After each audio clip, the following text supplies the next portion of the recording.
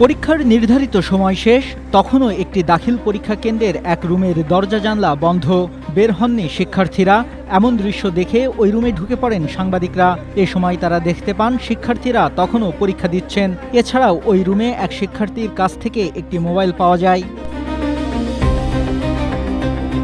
তবে কেন্দ্রের অন্য রুমে নির্ধারিত সময়েই পরীক্ষা শেষ। এ নিয়ে সাংবাদিকদের কাছে ক্ষোভ প্রকাশ করেন এক শিক্ষার্থী। 10 থেকে 15 মিনিট ওভার হয়ে গেছে, তারপরও খাতা নেওয়া হয় না। দরজা জানালা বন্ধ করে তারা লিখতেছে, আবার বই খাতা আবার ফেলে লিখতেছে। রোববার রংপুরের মিঠাপুকুর উপজেলার সঠিবাড়ি ইসলামিয়া সিনিয়র আলিম মাদ্রাসা কেন্দ্রে গণিত পরীক্ষা চলাকালীন এ ঘটনা ঘটে। সাংবাদিকদের কাছে ক্ষোভ প্রকাশ করায় পরে ওই শিক্ষার্থীকে ধমক দেন কেন্দ্র সচিব আব্দুল লতিফ মিয়া। আমার সঙ্গে কথা বলবা, তুমি আমাকে বললে না কেন? তুমি না বলে অন্য কারোর সাথে কথা বললে কেন?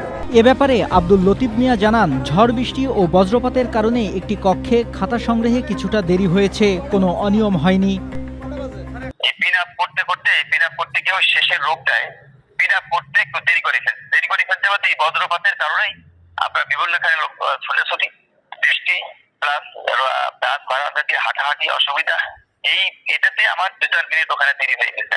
যদি কোনো সুনির্দিষ্ট অনিয়মের প্রমাণ পাওয়া যায় তবে তদন্ত সাপেক্ষে প্রয়োজনীয় ব্যবস্থা নেওয়ার কথা জানান মিঠাপুকুর উপজেলা নির্বাহী কর্মকর্তা মোহাম্মদ পারভেজ। মাধ্যমের সাথে জড়িত ব্যক্তিরা আমাকে জানিয়েছে বিকেলে, আমি দেখি কালকে খোঁজ খবর নিব, যদি ওইরকম কোনো অনিয়ম হয় তাহলে ব্যবস্থা নিব।